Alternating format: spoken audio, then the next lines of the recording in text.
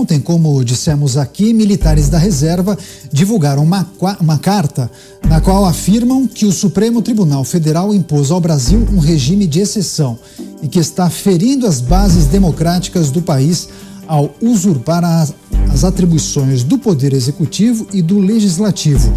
Hoje, militares da Ativa também organizaram uma manifestação na qual citam, eu vou abrir aspas, uma instabilidade política e social no Brasil, fecho aspas. E ainda, relacionado ao tema, há pouco o Exército divulgou uma nota sobre um comentário de Paulo Figueiredo no programa de ontem.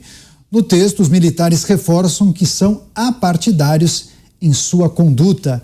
Paulo Figueiredo, suas falas e informações que foram compartilhados no programa de ontem, parece que repercutiram, hein? Parece que eles sentiram. Foram bem rápidos, né, para me responder. Eu agradeço a deferência, é recíproca. Também tenho bastante deferência pelos senhores. Só acho que não foram muito rápidos para responder da mesma forma quando o Alexandre de Moraes ignorou o relatório das Forças Armadas sobre as eleições. Faltou esse prazo aí de poucas horas para resposta. Não veio, né? Até agora não veio. Os senhores também não estão sendo muito rápidos em responder às centenas de milhares de brasileiros que estão nas portas dos seus quartéis há 29 dias, debaixo de frio, debaixo de chuva. Por que eu mereço uma resposta mais rápida do que eles? Porque eu desnudei o que acontece por trás das cortinas? Será que o corporativismo é mais forte do que o amor ao povo?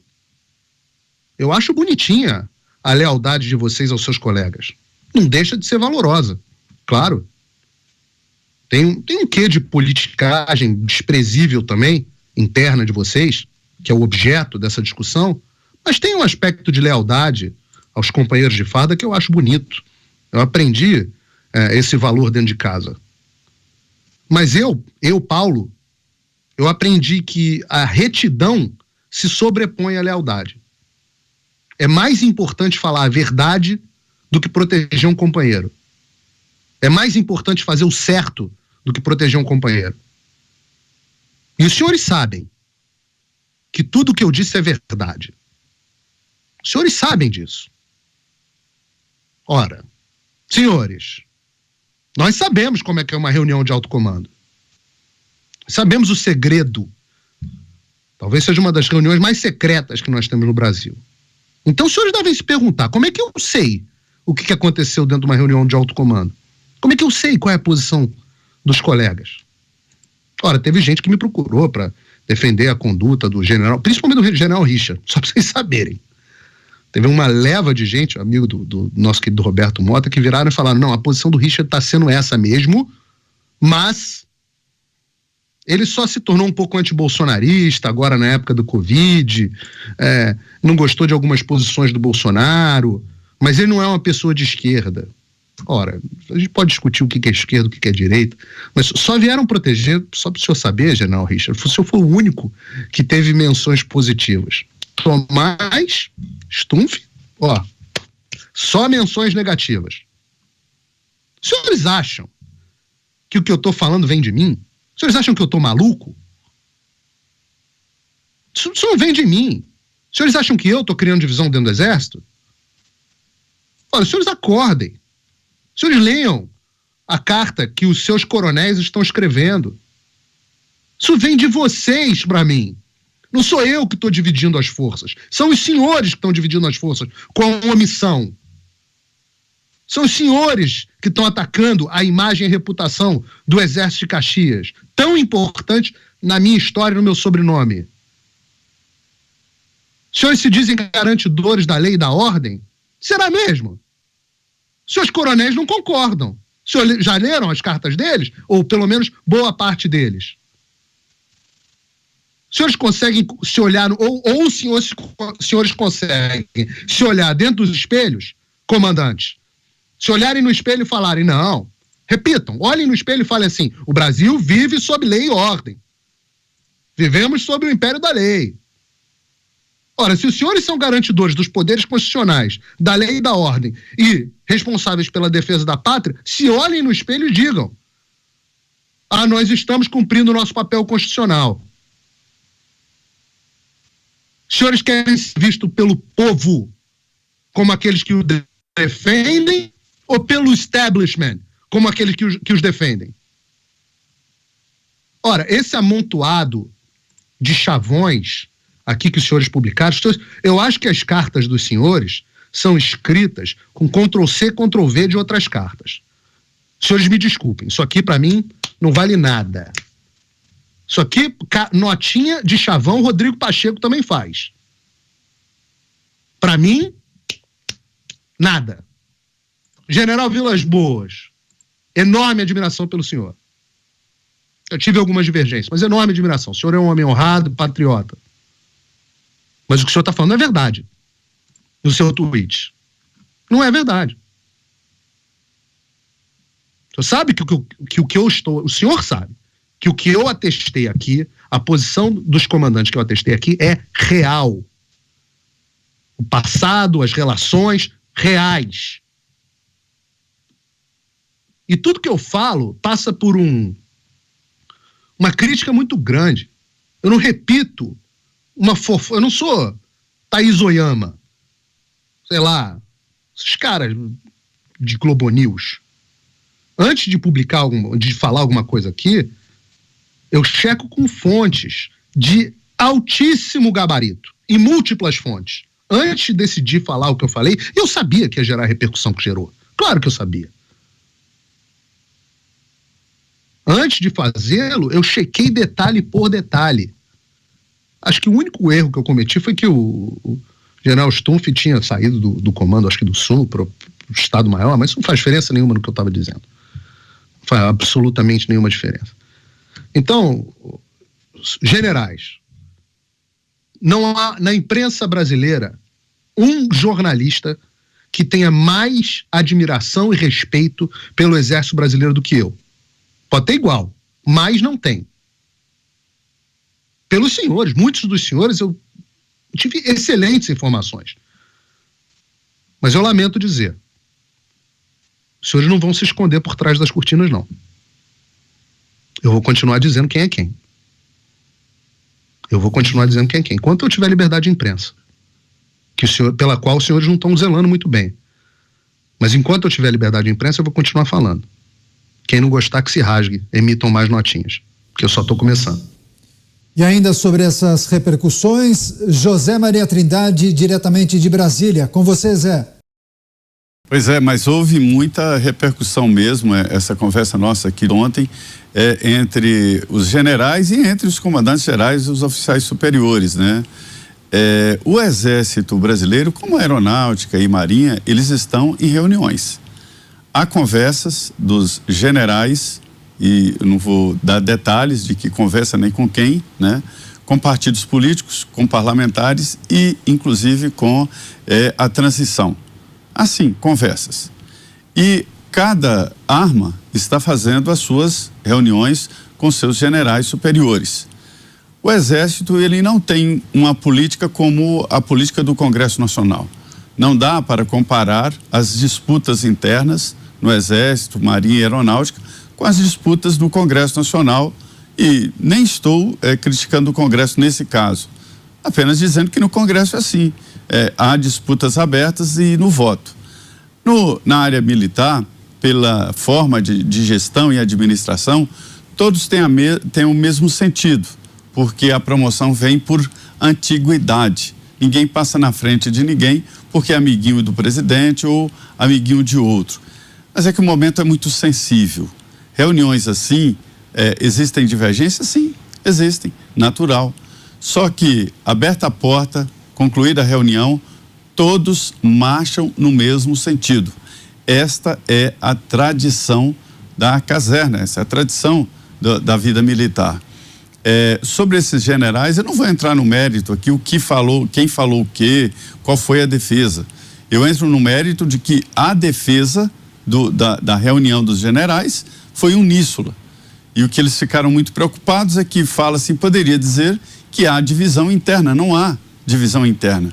Há alguns pontos de vista que não são tão uníssonos assim, né? mas que não há divergência. Ninguém está puxando nada, cada um tem sua ideia. E a ideia, quando é definida nas Forças Armadas, ela é assim. Veja bem que o Exército é muito grande e atende todo o país. Existem várias regiões, batalhões, onde a demanda é a mesma, daqui do quartel-general em Brasília, com pessoas fazendo manifestação e assim por diante. Não há um sinal, eu não conheço pelo menos, vou dizer assim, de insubordinação. Não há um quartel, e são muitos, alguns como tiro de guerra, que são comandados por suboficiais, que são os subtenentes, né? Eles comandam tiro de guerra e mesmo lá não há sinal de insubordinação. Todos pensam igual? Absolutamente não. Eles têm divergência. Mas é que a força da profissão, a força, o simbolismo da atividade militar exige esse uníssono. Não se pode comandar uma tropa que você fala esquerda, vou ver, e metade faz direita, vou ver, metade faz descansar e o comandante fica sem saber o que fazer. Então, esta é a realidade do pensamento.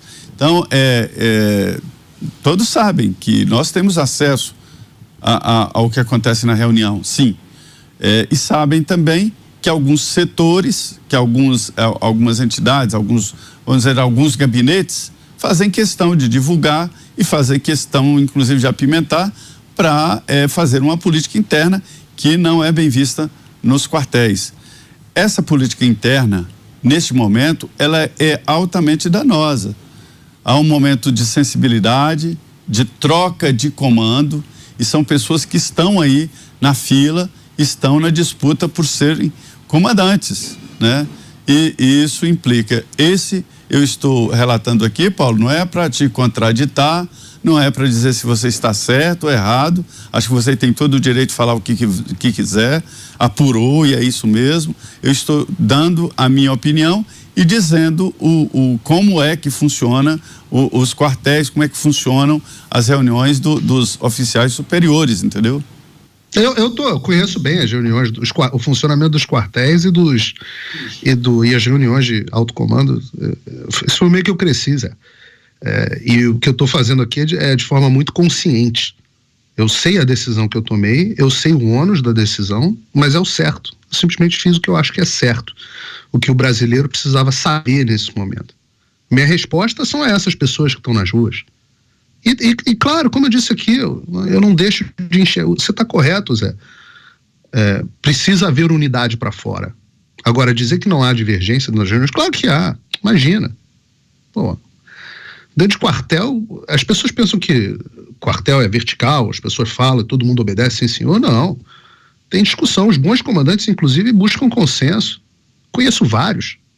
Então, o que eu estou fazendo, e eu não sou militar, então eu não estou preso nesse código de conduta deles. Eu sou jornalista. E jornalista, eu tenho que informar a população a verdade. E eu estou dando resposta à população. E vou continuar dando. Esse que é o... Isso não é dividir as Forças Armadas. Volto a dizer, divisão é quando pela primeira vez, desde 1954, coronéis da ativa resolvem ter que se manifestar. Porque os comandantes não estão fazendo o seu trabalho, os seus trabalhos. Isso é uma exortação. O Exército Brasileiro é a maior, as Forças Armadas de um modo geral, mas sempre puxo a sardinha abraço para a sardinha do Exército, mas a verdade é que as Forças Armadas são a maior reserva moral e patriota que o Brasil tem. Se você pegar a coletividade brasileira, os nossos melhores homens estão, não os nossos melhores, mas alguns dos melhores dos nossos homens estão no Exército, estão na Marinha, estão na Força Aérea. Então, claro que estão. Então, eu estou exortando essas pessoas. Agora, também tem carreirismo. Sempre teve. Também tem frouxidão. Sempre teve. Ora, eu não estou dizendo aqui que a gente tem que repetir 64, não, tá? Porque a gente faz analogia e as pessoas acham que analogia é repetição. Então, não é repetição. Estou fazendo uma analogia. Meu avô contava que em 1964, uma revolução que, segundo ele, que à época era coronel, foi empurrada pelos coronéis, a contragosto dos comandantes, Ele dizia que olhavam para o lado e falavam, e fulano? Não, fulano é fraco. E fulano? Não, estava com a gente, mas na hora H vai espirrar. E Beltrano? Não, Beltrano já acertou com o Jango. Então, assim, isso aí já existe desde o início dos tempos. As pessoas pensam, essa unidade do Exército, isso é um mito da porta para fora. Agora, uma vez que a decisão tenha sido tomada, realmente todos seguem juntos. E assim tem que ser. É a ideia acho que foi você que citou aqui ontem, Zé, muito bem citado. O reino dividido não subsiste. Não sei quem citou, onde você citou a passagem bíblica está correta. Então, da porta para fora, tem que haver, não deixe de admirar essa lealdade, esse companheirismo. Mas eles sabem que o que eu falei é verdade. General Vilas Boas, você vê que o general Vilas Boas, na sua nota, ele justifica, dizendo assim, né, nossa força em algum momento pode ser instada a agir. Quando que vocês vão agir, queridos? Vamos, portanto, assegurar a tranquilidade necessária para tomar de decisões por parte de nossos chefes. O que é? Quando que a instância de vocês será instada a agir? Por quem? Isso que o povo está fazendo não é instando os senhores a agir, não? E, de novo, não estou falando de dar golpe aqui. Falei isso várias vezes. Estou falando de reestabelecimento da lei e da ordem, prerrogativa constitucional de vocês. Estou falando de dar golpe, não estou falando de junta militar, não estou falando de nada disso, estou falando de ruptura, estou falando de, pelo contrário, estou dizendo que houve uma ruptura no Brasil e os senhores precisam impedir essa ruptura. Dentro dos instrumentos da lei, todos da lei. Não estou falando aqui para, Alexandre de Moraes, preso amanhã. Não. Sigam os ritos, mas os senhores não tirem a cabeça do chão, pô. Quando que vai ser o suficiente? Estamos discutindo aqui o PL. O que estão fazendo com o PL? Cada dia aqui é uma discussão. Então eu pergunto, general Vilas Boas, volto a dizer, enorme admiração. Quando que os senhores vão agir? Quando que os senhores vão ser instados a agir? Qual o sentimento do comandante em chefe? É uma ótima pergunta, tem a ver com o meu comentário anterior. Ô, Paulo. Se ele instar os senhores a agir, estão prontos? Diga, Zé, perdão. Ô, Paulo, olha, há uma grande pressão hoje na vida pública do país. O presidente Jair Bolsonaro houve, né, recomendação, e uma vez eu perguntei a Fernando Henrique Cardoso se ele tinha medo de Antônio Carlos Magalhães. A resposta dele nunca saiu da minha cabeça. Dizem que foi a pior pergunta que fizeram para ele. Ele respondeu: ninguém constrange um presidente da República senão a sua própria consciência. E o presidente Jair Bolsonaro está sendo pressionado por vários lados. Quando eu digo vários, não é só de um lado. Olha, vá para frente dos quartéis, assuma. Existem pessoas que dizem isso para ele. Assuma a liderança, né? E pronto. E outros dizem: presidente, passe logo essa presidência para frente, vamos ser oposição, vou dar aqui no meu partido, vou dar aqui no meu partido um salário, uma atividade para sua mulher, uma casa e um escritório para o senhor trabalhar e ser oposição. E outro diz: Deus não te colocou sem um objetivo. João foi colocado por Deus para perder a cabeça, assim como José foi colocado para primeiro, né, ser colocado no buraco. Então, assim, estou contando essa história porque todos me dizem o que falam para o presidente. E num momento assim, conselhos de agir como, agir de que forma? As Forças Armadas têm uma responsabilidade enorme. Nenhuma ação das Forças Armadas fica sozinha. O outro lado não vai bater palmas e dizer: olha, que legal. Não, isso significa um termo que eu ouvi entre generais: derramamento de sangue entre irmãos, né? Então, veja o tamanho da responsabilidade neste momento das valorosas Forças Armadas brasileiras. Então, esta é a situação. Só para complementar, eu não vou mais comentar sobre isso, o José Múcio Monteiro será o novo ministro da Defesa. Eu recebi agora há pouco um telefonema de um amigo dele que disse que ele já tinha sido convidado, mas estava meio em dúvida e acertou. E antes haverá a tal, eu disse aqui, a troca de comando. E a ideia é exatamente respeitar esta antiguidade e respeitar a autoridade de cada força, né? Para se ter uma ideia de como isso está sendo tratado com cuidado. E novamente vou insistir, reuniões e conversas estão acontecendo. É isso. Coronel Gerson Gomes. Coronel, com você. Bom, mais uma vez, Daniel, você me deixa por último aqui. Vamos lá às questões e eu queria começar a abordagem da seguinte forma.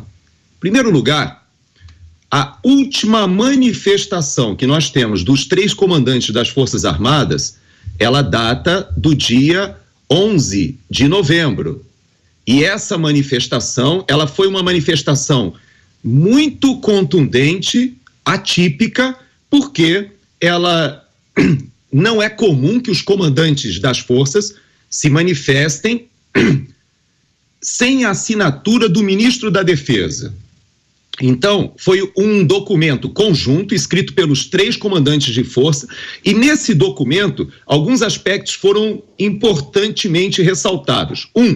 Foi dada a ênfase na liberdade que o povo tinha para se manifestar na frente das unidades militares. E nesse documento foi assegurado aos manifestantes que o seu direito constitucional seria respeitado.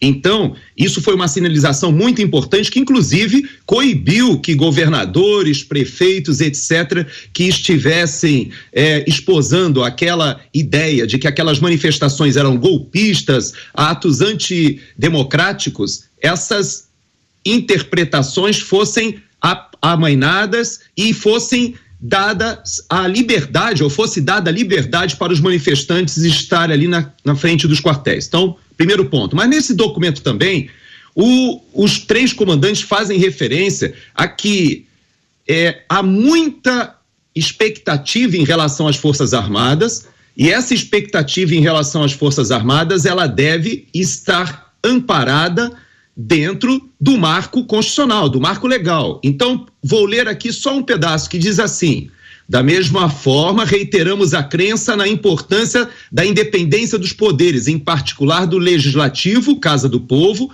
destinatário natural dos anseios e pleitos da população, em nome da qual legisla e atua. Então, fala da importância do Legislativo. E por que os comandantes falam primeiro do Legislativo? Porque também a nossa Constituição Federal, quando ela vai falar dos poderes, ela começa pelo Poder Legislativo. O segundo poder que ela cita é justamente o Poder Executivo, porque, veja bem, quando essa carta dos comandantes, ela evoca aos poderes, ou remete aos poderes da República, é interessante que eles dizem o seguinte, preste atenção, que eu vou ler exatamente o que está escrito. Destinatário dos anseios da população, em nome da qual legisla e atua, falando do Congresso, sempre na busca de corrigir possíveis arbitrariedades ou descaminhos autocráticos que possam colocar em risco o bem maior da nossa sociedade, qual seja a sua liberdade. E é interessante que nessa carta também diz assim: cabe às autoridades da República, instituídas pelo povo, o exercício do poder que dele emana. Então, há uma mensagem muito clara dos 3 comandantes de que sim, eles reconhecem o momento grave, que há uma crise institucional e, no entanto, eles terminam essa carta dizendo da importância que eles tinham de que, eu vou ler textualmente, o foco continuará a ser mantido no incansável cumprimento das nobres missões dos soldados brasileiros. E assim temos o primado pela legalidade, legitimidade e estabilidade, transmitindo a nossos subordinados serenidade, confiança na cadeia de comando, coesão e patriotismo. Por que eu fiz essa introdução para falar com o Paulo agora? Porque, Paulo, não há uma visão de corporativismo na resposta que foi feita a você. Não, pelo contrário, essa resposta, ela foi muito mais para o campo interno do que talvez até a você particularmente.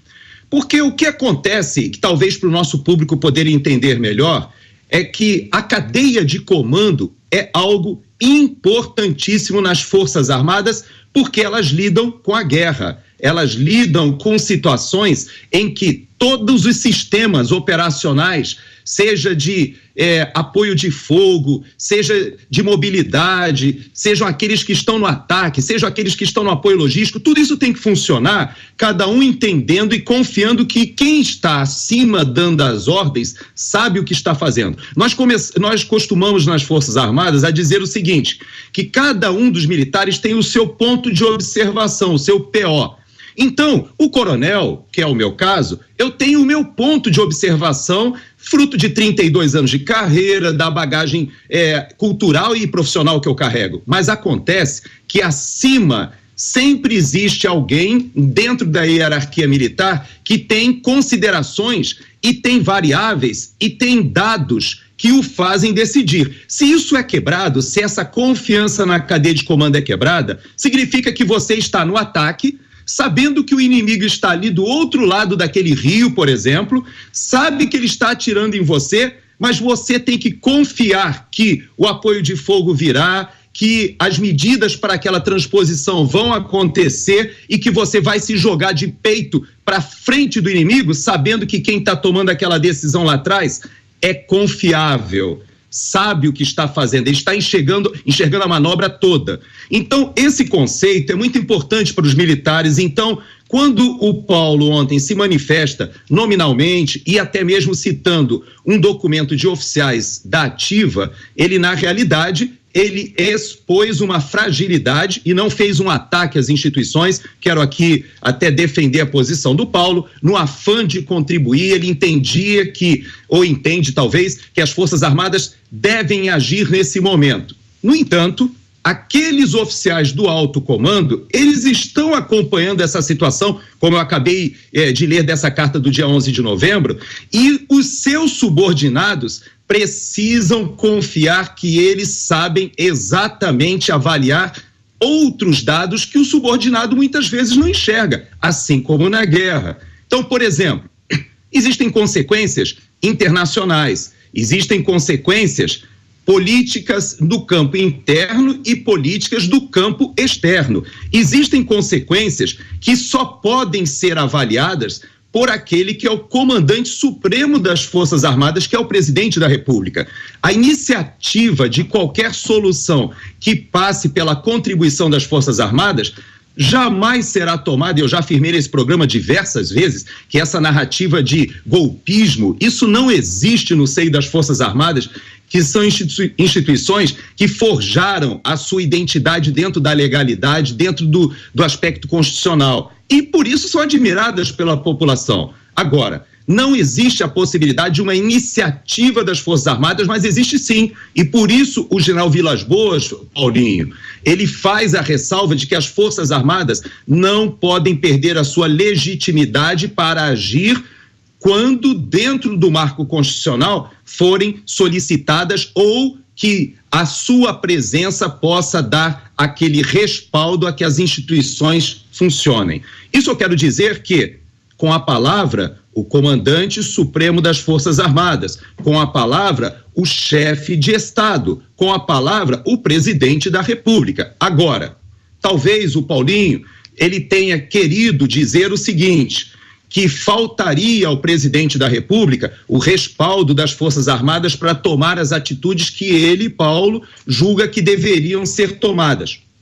Pode ser que sim, eu desconheço essa situação, mas uma coisa eu tenho convicção, de que os chefes militares, e ele citou 3 nomes, ontem o Mota e eu saímos em defesa de um dos nomes, mas eu poderia também falar dos outros 2, viu, Paulinho? Porque tanto o Tomás, que é um general que comandou a Academia Militar, e você citou a questão de currículos, e eu posso te assegurar, porque eu conheço esse assunto profundamente, para te dizer que mudanças de currículos nas Forças Armadas não são como o senhor José Genuíno imagina, ou o senhor José Dirceu imagina, que podem ser alteradas, porque elas são regidas por legislações muito rigorosas e que precisam passar pelo Congresso e que, mais ainda, precisam seguir todo um trâmite. Então não é assim que funciona. Eu tenho certeza que eu acompanhei o comando do general Tomás na Academia Militar e isso que você colocou pode ter sido uma percepção, mas não corresponde ao que de fato ocorreu durante o comando dele lá. Mais ainda, você citou o general Stumpf, que também é meu contemporâneo de academia. Ele trabalhou diretamente com um general no GSI que tem sido o braço direito do presidente, que é o general Heleno. Ele também tem uma visão de toda a situação que está acontecendo. Agora, eu faço a ressalva de que você tem razão, dentro da sua missão jornalística, de compartilhar o que você observou, o que você captou das suas fontes. E eu posso compartilhar e dizer o seguinte: no Estado-Maior, os oficiais do Estado-Maior trabalham da seguinte forma: eles assessoram, debatem, mas quando o comandante decide, todos seguem abraçados à linha de ação vencedora. Então é isso que eles tentam, de uma forma bastante direta e rápida, como você mencionou, responder para o público interno e responder também para o público externo aquilo que aconteceu no programa de ontem. A gente precisa fechar esse assunto, mas como o Coronel Gerson mencionou o Paulo Figueiredo, Paulo, para arrematar o tema, um minutinho para você.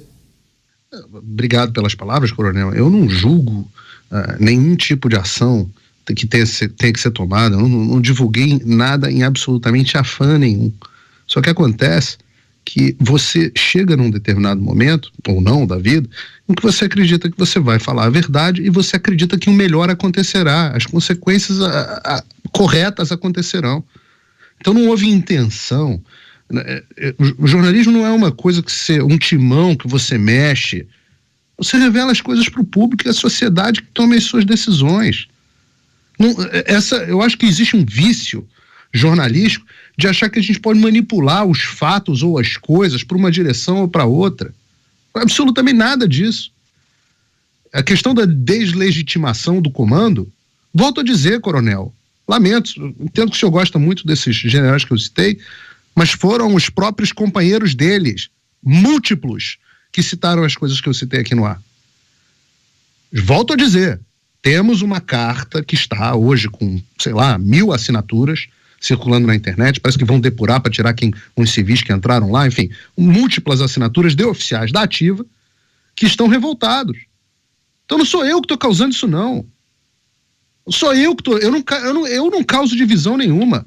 A divisão está acontecendo por inação dos comandantes. E achar que todos os comandantes que estão lá, todos os generais, diante dos fatos que eu expus, estão tomando suas decisões sem pensar nas suas carreiras? Ora, nem em 64 isso aconteceu, nem aqueles homens só pensavam em si, alguns não pensavam. E eu citei aqui a experiência do meu avô. Então agradeço muito a contribuição de todos vocês, mas volto a dizer, eu vou falar apenas a verdade e o público vai decidir o que é o certo de fazer ou não.